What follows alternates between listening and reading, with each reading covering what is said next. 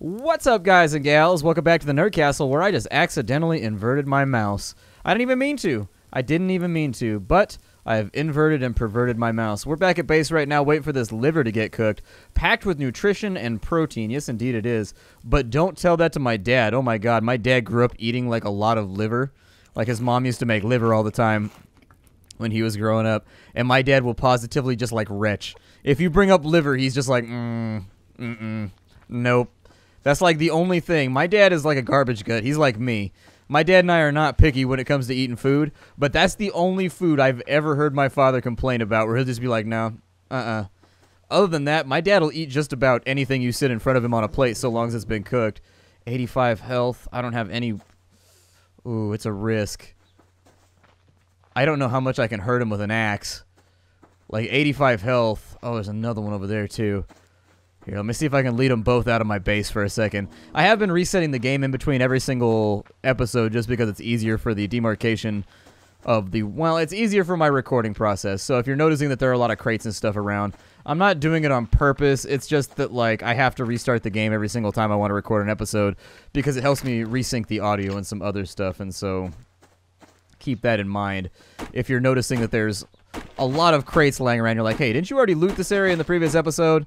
Just kind of a side effect, but it will make our lives a little bit easier when it comes to farming. Good stuff, though. But yeah, liver, as I understand it, one of the few foods that my father will not eat. I'll eat just about anything. I'm really, really easy to please when it comes to food. There are things that I don't like, but like, I understand what it feels like to go hungry. And after you've had that experience, you don't really turn down food anymore. Like when I first moved out of my parents' house, there were times where I went like a day or two without eating, and that was just like it because I didn't have any money. All my money was going towards bills, rent, utilities, other stuff so that I could keep going to work and whatnot. And like you go hungry every now and again. Honestly, sometimes I chose to go hungry, which is the really, really scary part, is that like I would have like huge amounts of ramen at my house. But after you've eaten ramen for like 150 days straight, you know, or it's just like nonstop ramen all day, every day, breakfast, lunch, and dinner. To this day, I don't eat ramen. I can't do it. It's got a, I've ruined it for myself. I ate it too much back when I was broke. And so, just can't do it. It's a food that's out. I can eat yakisoba noodles, though. I still like yakisoba, the extra spicy yakisobas, or like the curry yakisobas. Those are pretty good. I can eat those. But then again, those have a different texture than, like, Nissin ramen noodles, too. And how weird was the fact that, like, noodle cups were promoted in Final Fantasy 15? Like, how odd was that? That came out of, like, left field. I didn't even expect that. But that game turned into, like, a giant billboard by the end. Like, everything in that game had corporate advertising, like, all over it. Kind of unexpected. I didn't think it could happen. Didn't think it could happen. But then again, let's go ahead and get some planks going. I've got a little bit of cordage left, although it's not going to be enough. I wish I had more. I really sincerely do. Because these foundations are going to cost me a fortune when it comes to these things. The nice side is that we've got... Hey! Is that a bullet crate? Please be a bullet crate. Please have all kinds of goodies inside of you. Gunpowder. Not too bad, although I think in order to make that happen, we have to have casings. Now, the cool thing would be if you could collect your own casings in this game after you fire. That would be really, really, really super awesome, is when you fired your gun, there was like a 50-50 shot the casing was ruined or not. That would actually be really, really good if they're going to require you to bring your casings along in order to, like, make more rounds. Because that being said, if you had the capability to make your own ammo in a situation like this, I don't see you leaving your brass behind, knowing full well that you might need it later in order to get yourself set back up. We've got... Oh, cool. Bunch of casings in there. Yeah, sure. Go ahead and make me some bullets. You never know. You never know. We might need them. We're going through gunpowder pretty rapidly, which is a bit of a downer, but... Oh, well. What we really need... I've been spending, like, the last 3 episodes just, like, cordage. And that is 100% true. That is what we need more than anything else, is just a whole bunch of cordage. This supply crate might have it inside, so I'm going to give it a go. Ah, nothing in there. Just a bunch of nails and other random stuff. He said, knowing full well that he also needs nails and other random stuff. There it is right there. Now we've got it. Keep an eye out for crates, too. Shout them at the screen. How do you think the game's going so far? Do you guys feel like this is a cool game, or do you feel like it's kind of just more of the same? What are your thoughts? What are your feelings? What are your impressions? What are you rolling with right now? If you don't know, I'll use this as a time to toot my own horn right here. I mean, I toot my horn frequently, sometimes twice a day. But, like, I do a show on Twitch TV called Roll For It, R-O-L-L. the number 4, and then it, all one word, where it's me and Avic and Enter Elysium and Shenrer and Bentham, and we just play tabletop games for like 10 hours a week. We play like D&D, we play Dark Heresy, we play Shadowrun. Very, very fun stuff. I highly recommend you think about stopping on by because we have a blast. Honestly, I think the show is great, and I think that even though I have a bit of an inherent bias, I love the show. I think it's a lot of fun, and I think we have a great time with our audience just sort of like dicking around and making tabletop memes and whatnot. Pretty fun little experience. You know, if you get the opportunity, I always recommend tabletop gaming. Tabletop gaming is where video gaming really kind of took its cues from. The ability to play a board game on a computer screen is basically, you know, the idea of a video game. And in the case of tabletop gaming, it's always been a love of my life. I've always enjoyed it very, very much. Oh, look at that. We got another brass. Good. Okay. Now I need to figure out how to manufacture my own brass. I assume in some ways it's doable via the usage of, I don't know, let me take a look here. I probably need some kind of crafting bench or something to really make it work. Base command unit says that it gives me advanced build options. We can't do our own brass from right there. We can't do our own brass from any of these locations either. So I assume it'll probably come from our command center. Ooh, what is that? Is that copper? That's got to be copper.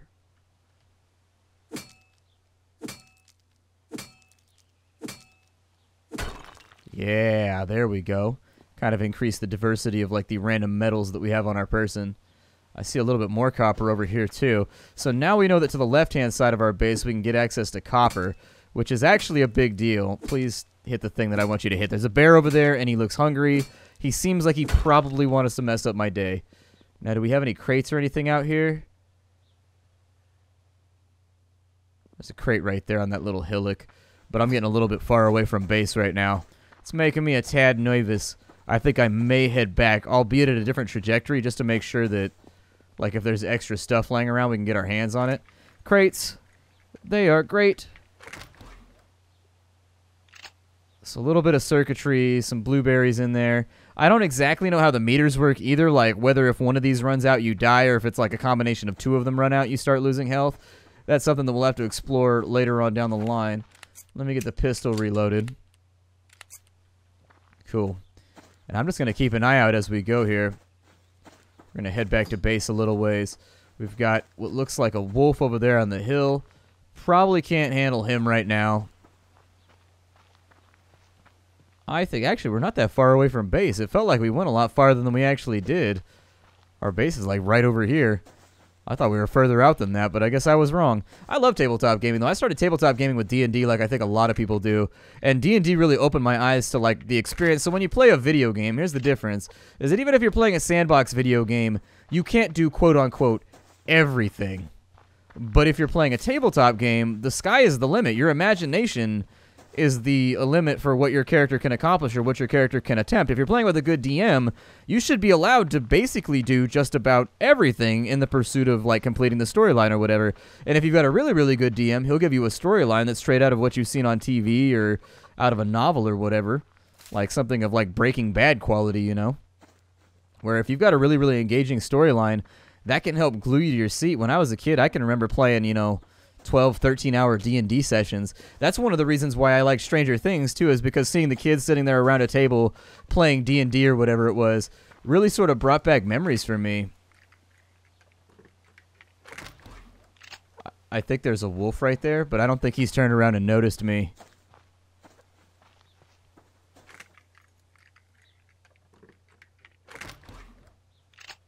I mean, it mostly seems like I'm sitting around just looting chests for right now. If I can make another fire starting kit, that would be great. So make me some sticks right there. We've got another crate right there, although it's a crate of an unknown kind that I'm not really sure what it is. I do like opening all these boxes, though. It's weirdly enjoyable. Yeah, that's another one of the reasons why I really, really like Stranger Things, because that's what it was like for me when I was younger, is that, you know, you would hang out in your friend's basement or whatever, be playing some D&D, slaying the Demogorgon and whatnot. It's cool stuff. And when you're a kid, that's the funny part, is when you're a kid, and I think back on the campaigns we used to run when we were like 14 or 15 or whatever, the storylines were terrible. They were awful, but we understood how to play the game and how to make the dice rolls, and so we just went with it, you know? Like, the storylines were always rehashed stuff that we had recently seen on TV or read in a book or something like that. They were never anything, like, super original or unique or anything like that, but, you know, it was fun. A bunch of kids just sitting around playing with their imagination. And I think that's one of the big problems that we run into when we become adults, right? Like, as we become adults, we start to think that, like, roleplay or playing pretend, that's something that a child does. You know what I mean? How much damage can I deal to this wolf? None. Holy shit, the answer to that question was absolutely jack shit nothing. One would think that hitting a dog in the face with an axe would do more damage than that. One would think. But totally and completely wrong. He's still on us right now, too. Like, we're about to die. Wonder how you get them off of you once they actually... Your dropped kit will despawn in 5 minutes. Well, where does it respawn me at?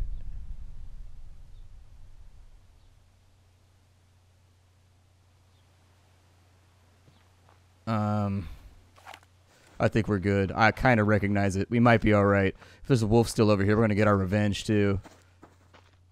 Oh, this is our spot. We actually spawned pretty close to it, so that's good.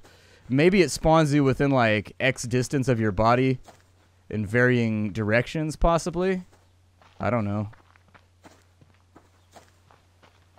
Our kid is over here, so I'm not going to hesitate for a second. I'm just going to grab it real fast.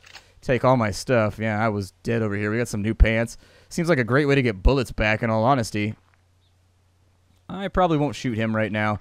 Let's go back over this way. It's starting to get a little bit darker.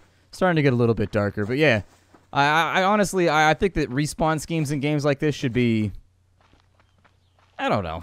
Like, we got off easy, I think. I think we got really... I think we really got off easy with that death. Let's go back in here. But what was I talking about when the wolf started to chase me and wouldn't come off of me? I think I was talking about, as we become adults, it's kind of like we... Can I unload that weapon? Yeah, fantastic. It's an M9 pistol. So, yeah, I think that's a Beretta. I don't know much about guns, but seems about right to me. We've got ash right there. We've got extra shell casings. Fire starting kit is all ready to go, although that is going to use up some of our cordage, which is a bit of a downer. But while we wait, let's get some foundations going. I'd like to get myself a house built here, and then if I can come up with a way to allow myself to consistently respawn in like a safe, acceptable way, that's what I would prefer to do, and so that's what I'm going to do. While that crafts over there, let's go ahead and get our axe out and see what we can accomplish here. There's another wolf off on that side. They weren't kidding about the fact that you don't want to mess with animals in this game. I'm pretty sure if I hit a dog with an axe, it's going to go down pretty quickly. Hell, if I had a reasonably sized knife, just like a locking blade knife, I don't care how big the dog is. I give me the odds on because I have a dog who is very sort of like, he plays rough and he has like attack patterns and stuff like that. And I've gleaned kind of the way a dog tends to come at you when they're playing like really, really rough. And what is playing really, really rough aside from simulating like a hunt and a kill for a dog? That's really what it is.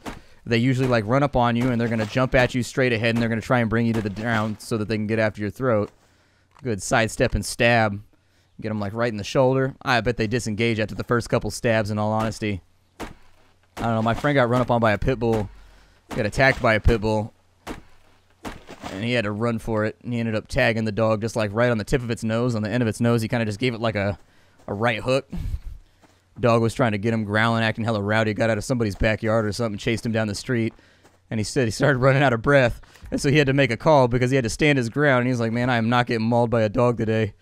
So he just gave that thing a mean right hook. He said the dog went, "Art," and took off running. I'm like, huh, that was simpler than I thought it was going to be. I thought that was going to be a lot more complicated. Let's eat some berries. We've got tons of water. We've got loads of bullets, so we should be all right for right now. Literal loads of bullets. Never really thought about that, but we've got access to a lightweight t-shirt would probably do pretty good. We need a little bit more, though. I think killing wolves and taking some of their parts is a good plan. Let me get this moving. So we need a fuel source. I've got that right there. I'm sorry, an ignition source, so that's good to go. We will ignite that fire so that we are no longer... Can I disassemble these? Yeah, tear those into rags. So we got 5 right there. That's going to give us 5 out of 6. Good stuff. And if we can get 10, we can actually make a medium weight shirt, which I think would be pretty good. Is that like all that's available to us right now? With the base command unit, let me get some more planks going. There we go. So planks are all ready to go. We can make padded cloth if we have a little bit of cotton, but I don't think that's going to matter for right now. We'll fill any wood fuel meter to the max. But why would you waste your fibers on that, though? Because you always need them for cordage. Like, I always need fibers for cordage. Basically, I'm just going to start organizing this, too. Like, every single time that I'm in here, I'm just going to start putting shit in line. Like, I'm not going to focus on it a lot, but, you know, when I've got, like, a extra second, we got our pickaxe back, too, so I'll take that. Throw the chem light on the ground because we already have one of those. Like, what the hell do we need another one for? Got us another bandage, too. That probably would have been nice to have while we were busy, like, bleeding to death and whatnot. Can probably make that out of cloth, but for right now, I think I'm going to focus. A health kit would be great, too. Make me some health kits so that if it ever comes down to it, I can get myself fixed back up. Cool, so that's done. We have foundations available. So let's take these. And do these snap into place? They do. Okay. Nice. So I'll put one right there.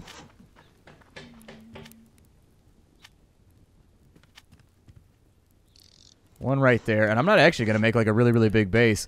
I'm just going to make like a 2x2 for right now so that we can get the advanced crafting moving. And if I feel the need to like expand the size out, sure, we'll make it expand like in that direction there. But for now, actually having the resources required in order to get some of this stuff done is a bit more of a challenge than I expected.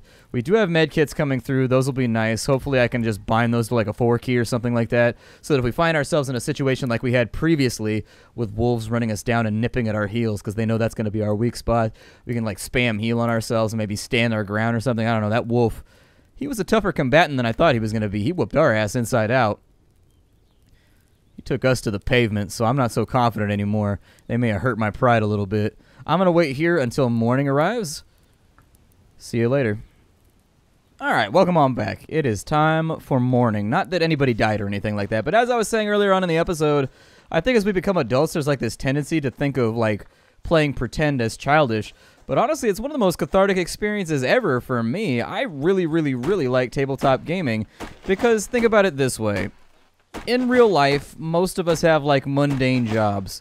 We're desk clerks, we file paperwork, maybe we work in customer service, taking phone calls all day from people who like bitch and moan at us, stuff like that. Our existence is really not heroic in any sense of the word. For most of us, that's just simply not the case.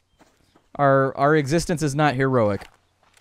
And so being able to kind of project a little bit and become heroic via, you know, a video game or something like D&D, to me, that feels like a very, very helpful thing. It's a cool experience because it allows you to be somebody different for a little while. Somebody who feels like they matter in a world, you know? Because the truth of the matter is, and this may be more or less depressing to some people than others, is that most of us don't really matter in the greater sense of everything. Like, most of us are not Bill Gates. Like, I'm a guy that talks on the internet. You're probably a dude or a girl that, you know, has your own career, doing your own thing. But at the end of the day, like, if I fell off a cliff tomorrow, I don't feel like it would matter that much. Like, it's probably, the world is not going to grind to a halt because Splattercat got himself a protuberance, you know?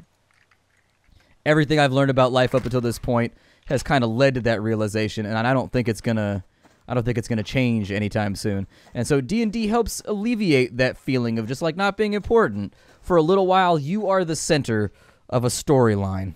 You are the center of a world where stuff happens. And, like, stuff matters, and things take place, you know? And you have direct control over the way that that world interacts with you. I'm going to shoot this guy, I think. Our meat storage is getting a little bit low.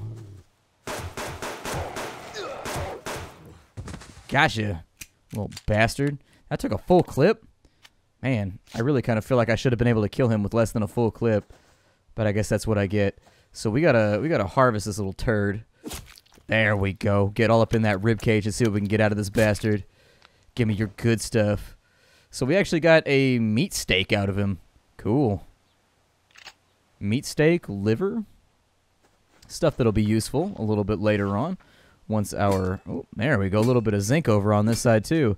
Actually, I think the thing that I needed more than anything else is I need to get my hands on some wood. And so I will strongly consider that to be the current objective towards which we will fly. But yeah, I don't know. That's why I like tabletop gaming. You should definitely try it. There are utilities now.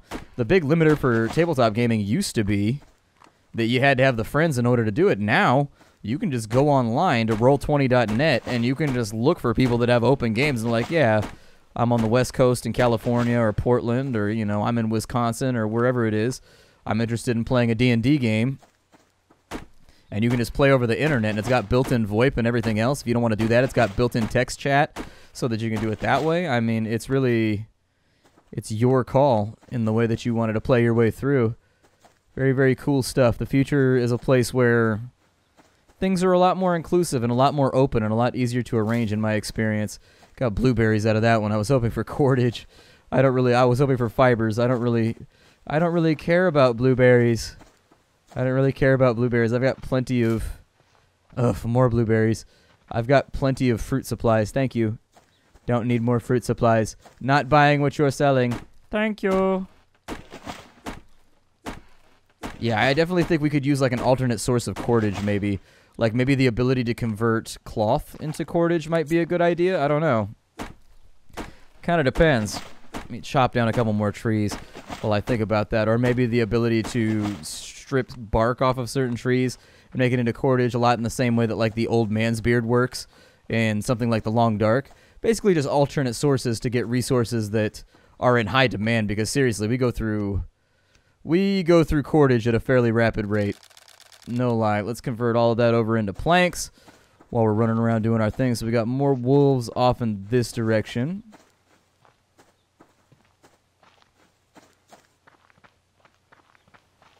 This direction is going to mostly be... Ooh, there's a crate over there, though. Yeah, I do want a crate. There's two crates, actually. I think there's one right there, and I think there's one over there. That one has a bear next to it. Oh, never mind. That one has a wolf next to it. Well, shnikes. Oh, well. In we go. Grab ourselves some more biofuel, which is useful for making ourselves band-aids and whatnot so that our boo-boos don't quite hurt as much as they used to.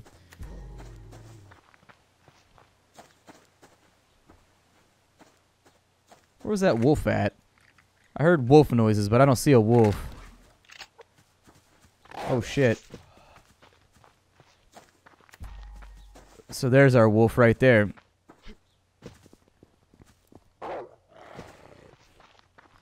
I'm going to go up and over the top and see if maybe I can't loop around. But my guess is that he jumped behind me. I may have to whack this dude.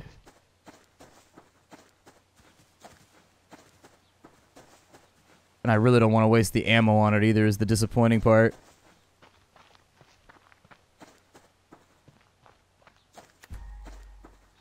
I don't hear him anymore. Okay. Sometimes I'm afraid to turn around because sometimes you eat that hit when you turn around and it just gets you bleeding, and then we don't really have a whole lot of ways to offset bleeding right now without crafting away supplies that I have reserved for like other tasks and other causes. I don't see anything really up on this mountain. I wonder when the hunters are going to arrive. You figure they've got to arrive pretty soon, right? They said after a couple of days that we'd end up with hunters around. A little bit terrifying, but I'm okay with it. I like the challenge. Add a few gunslinging assholes to this overall quest.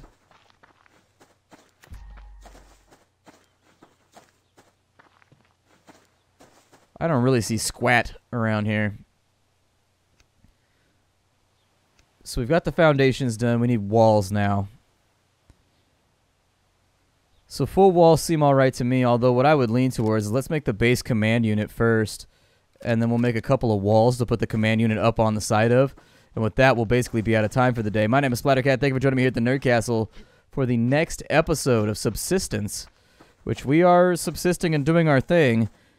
I think I will see you all in the next episode. Thank you for stopping on in. If you like the game, if you like the title, get it for yourself down below. Support developers that make things that you like. This is very much an artistic community, making indie games, and if they're making things that you find to be enjoyable, it's up to us as a community to make sure that they can make a living doing that so that they'll keep on making new shiny stuff for us. I will see you all later. Hi to everybody.